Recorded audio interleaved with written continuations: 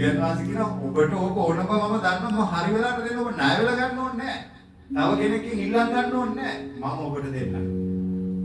එහෙමද මම කියන දෙන්නේ. ආශ කරන්න දෙවියන් වහන්සේත් එක්ක ගනුදෙනු කරන්න. මම ඔබට ඇත්ත කියලා දෙන්නේ. ඔබට මේක කනට සමාන අමිහිරි ඇති. නමුත් මම දේව වචන ඔබට කියලා දෙන්නේ. ආමේන්. උන්වහන්සේ කියන්නේ මේක සමාලාට තිත්තයි බඩට ගියාම. කනකොට මිහිරි බඩට ගියාම තිත්තයි. ඇයි දිරවන් ජීර්ණ වෙන්න ගන්නවා. එතකොට ඔබට තේරෙනවා මේ දෙවියන් වහන්සේ ඉල්ලන්නේ වෙන දෙයක්. ලෝකේ මා මෙච්චර කල් ගෙනලා තින්නේ අවදී. ඔබ පුරුදු කරන්නේ කාගේ ආශාව ඉෂ්ට කරන්නද කරන්නේ? මේ ස්ථානේ ඔබ පුරුදු කරන්නේ කාගේ ආශාව ඉෂ්ට කරන්නේ? දෙවියන් වහන්සේගේ. දෙමවුම් කරුගේ ආශාව ඉෂ්ට කරන්නේ.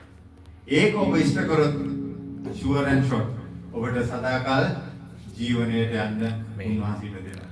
මොකද යේසුස් වහන්සේ මතෙව් 7:21 ලස්සන කාරණයක් කියනවා මතකයි විතරක් ආමෙන් කියන්නේ.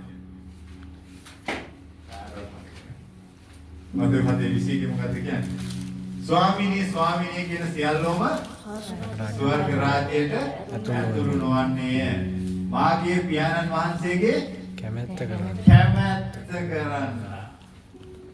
එතනදී යේසුස් වහන්සේ කියන්නේ යුදෙවරුන්ට ඉස්සලා ඔයා මාව විශ්වාස කරන්න ඕන. මම ගැලුම් කාර්යය. මොකද යුදෙවරු යේසුස් වහන්සේව ප්‍රතික්ෂේප කළා කිව්වා. ගැලුම් කාර්යයට පිළිගත්තේ නැහැ. ඒක තමයි පළවෙනි කැමැත්ත. ඊළඟට තාත්තා මොනවද අපි බලාපොරොත්තු වෙන්නේ? ඒකත් එක්ක අපි ගනුදෙනු කරන්න ඕන. Welcome to the path of victory.